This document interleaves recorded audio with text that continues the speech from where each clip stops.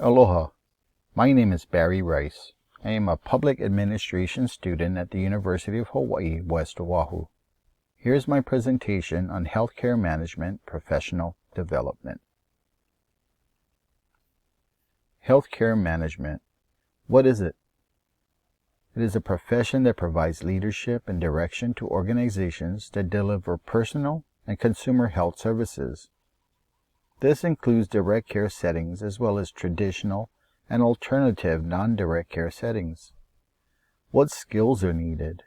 As with other professions, healthcare management is characterized by formal education and training, common values, specialized knowledge and skills, professional development, credentialing, and continuing education. Your role as a healthcare manager is vital for establishing the culture in the organization.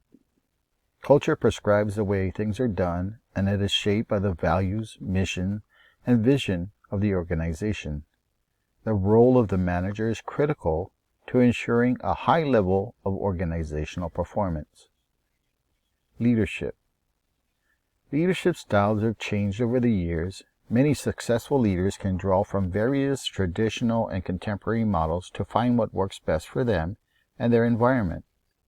Leaders in today's healthcare industry do not prescribe to any one type of leadership model that is all-encompassing.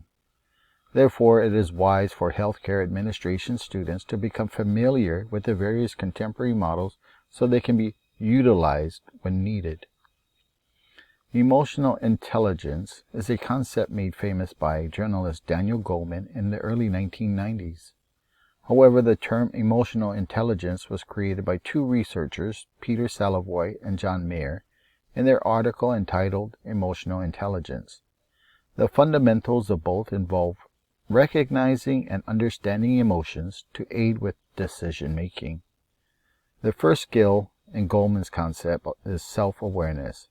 This is where you have a deep understanding of your emotions, strengths, weaknesses, needs, and drives.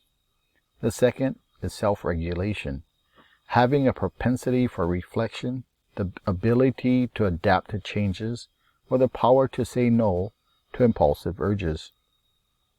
Third is self-motivation, being driven to achieve, being passionate about one's profession, and enjoying challenges.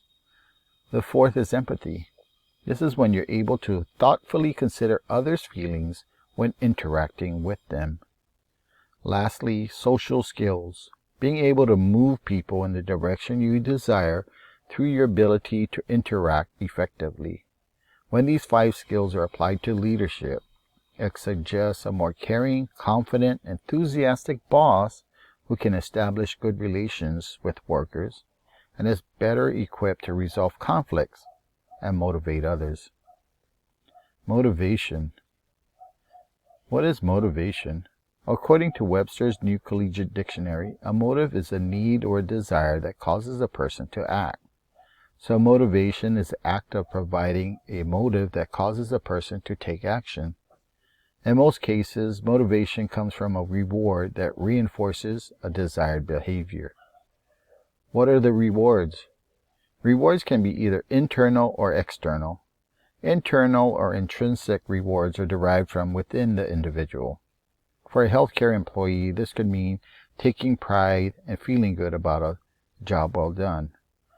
External or extrinsic rewards pertain to those reinforcements that are given by another person or entity, such as a healthcare organization giving bonuses to teams of workers when quality and patient satisfaction are demonstrated to be exceptional. Strategies for producing engaged employees. Employee engagement is the motivation and commitment of staff to contribute to the success of the organization. In his book, Otherwise Engaged, How Leaders Can Get a Firmer Grip on Employee Engagement and Other Key Intangibles, Guaspari suggests that managers would do better to focus on what leads employees to be engaged, empowered, trustworthy, and valued. He suggests that managers start by creating an environment to bring out employees' confidence, an environment where they can feel safe while exercising their own judgment, Lastly, to create an environment in which others will be more likely to be engaged in their efforts to complete the tasks at hand. Teamwork. Emotions and teamwork. Scientists have discovered significant associations between people's moods and the moods of their teammates. People are sensitive to facial expressions and moods, so leaders should make an effort to moderate their moods by keeping positive and optimistic on upcoming tasks, no matter what challenges may lie ahead. Emotionally aware team members can change an organization's emotional environment by helping others to become infected with positive emotions. Utilizing emotional intelligence skill sets that were discussed earlier can be effective here. Team communications. Frequent positive communication improves team interactions and increases trust. Organizations that empower their employees will promote employee job satisfaction. By keeping the focus on the facts and not on the personalities, and communicating in an honest, open, and safe forum, teams are able to have fun and be productive. Conflict management. Even within the best of teams, conflict happens. At some point in time, there will be disagreements, whether it be about the team's decisions or the direction of the team. This is where conflict management comes into play. By using effective communication, problem-solving abilities, and good negotiating skills, team members will be able to resolve their conflicts.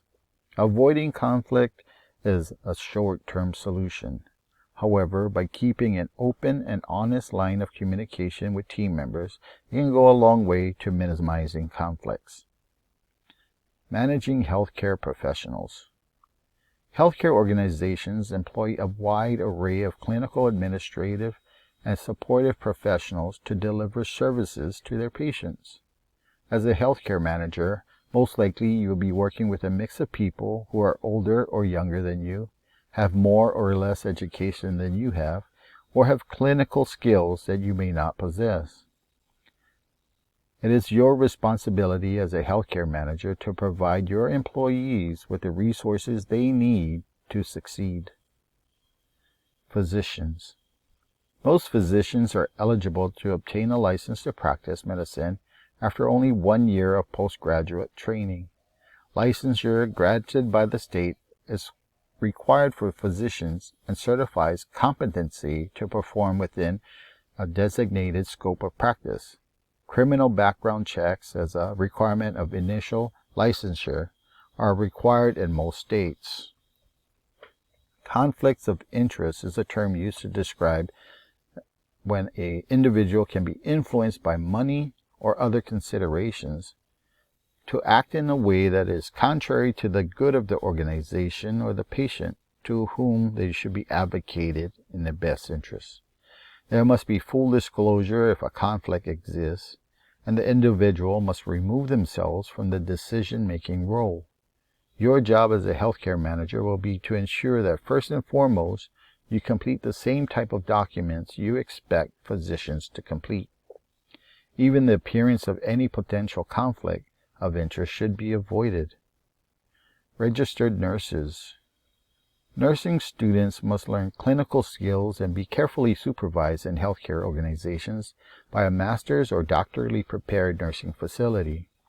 The nursing faculty clinical supervisor is only allowed to have a specific number of students. Exceeding that number could endanger the lives of patients and the faculty member's nursing license. Nursing students must meet state requirements for licensure and pass National Council licensure examination to become licensed registered nurses in the states. Creating a cohesive culture. Encouraging physicians to treat nurses as colleagues has been an ongoing challenge. One of the problems stems from the educational gap between the two professions. However, now that the gap has diminished, with some nurses earning doctorates, doctors can find that unsettling.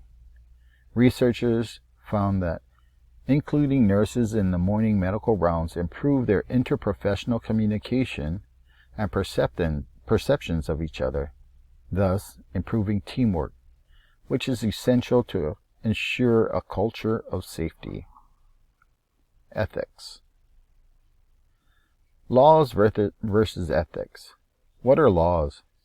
Laws are an agreed-upon systematic set of rules that apply to everyone and are created by a government body. Laws define the minimum standards of action required by everyone, and they are enforced by government bodies. What are ethics? Ethics are the moral principles that guide a person's behavior in any given situation, and ethics can be viewed as a description of an ideal behavior rather than the minimum standards that are defined by laws. Since laws and ethics are both a result of social values, the two will overlap. Ethical concepts. Ethics is a term that has been used in many different ways. We talk of ethical behavior or the ability to tell the difference between right and wrong. However, where does this sense of right and wrong come from? At an individual level, our ethical views generally develop from family upbringing or religion. We're also members of communities and of professions that have codes, traditions, and practices that set standards for ethical behavior. In the healthcare setting, we may be presented with a list of key ethical principles for research. Others make a persuasive argument that those same ethical principles should be applied to a broader array of healthcare settings. In conclusion, healthcare management is a complex field that is full of challenges and rewards. Therefore, it is essential for a healthcare manager to cultivate the necessary skills to direct organizations that deliver personal and consumer health services. Utilizing leadership skills and motivation tactics to develop good teamwork is key to establishing a good culture in your organization. In addition to understanding the needs of your clinical staff and the ethical challenges that may lie ahead, they can help you to be a successful manager in the healthcare industry. Mahalo. Thank you for watching.